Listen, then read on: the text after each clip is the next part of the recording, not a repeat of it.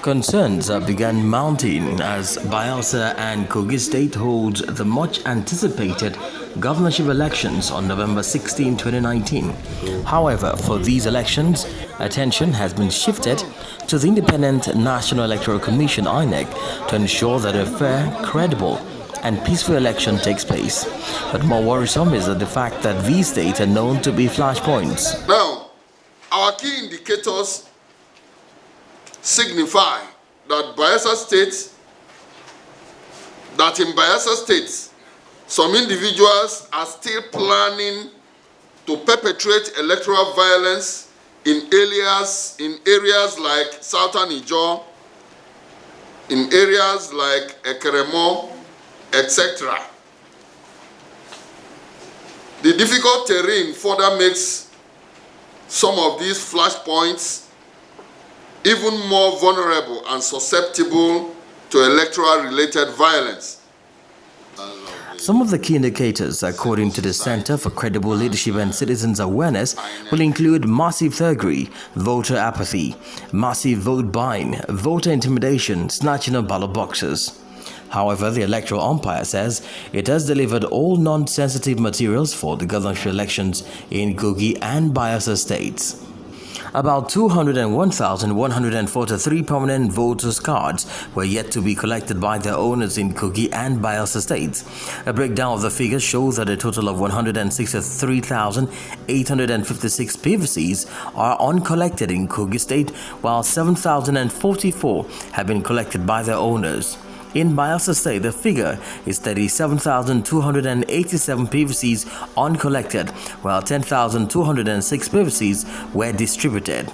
Some of the violence that we have witnessed in previous elections are essentially the cause of the desperation of politicians who, for one reason or the other, do not see elections as something of service. If our politicians can only see elections as something in which they are expected to provide service to the people, this issue of election violence, can be curtailed drastically.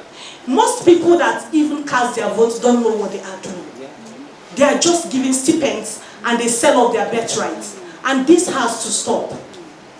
And if this has to stop, we need to let the people understand what they are going into. The family, I would say, we start from the family. I'm a woman, and if we sensitize women, every woman should be able to talk to her child. This is what you should do, this is what you should not do. Because after the whole election, we come out and we face what we have voted for. Already, controversies are brewing over the final list of political parties taking part in both elections.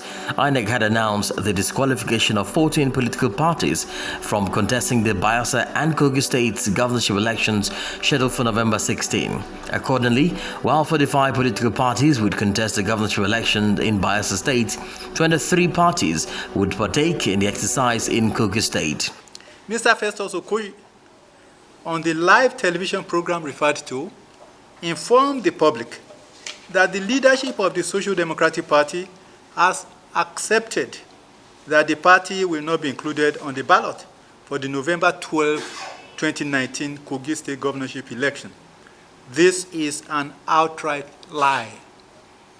We consider this not only a misnomer, but an unwarranted insult, falsification of information, misrepresentation of our party, and a committal to deny our party of the statutory position to continue with our legal case instituted already before a court of competent jurisdiction against the INEC. With these issues already playing out, is INEC ready to meet the expectations of Nigerians in Bayelsa and Kogi polls? Time has shown that they have to be trusted. We do believe that no election or no electoral process across the world is perfect. We don't have a completely perfect electoral process in the world. So we know that INEC is doing a lot. We know that INEC is bracing up to the challenge. But we believe that There are faults. There are rarely faults that are noted in the 2019 general elections.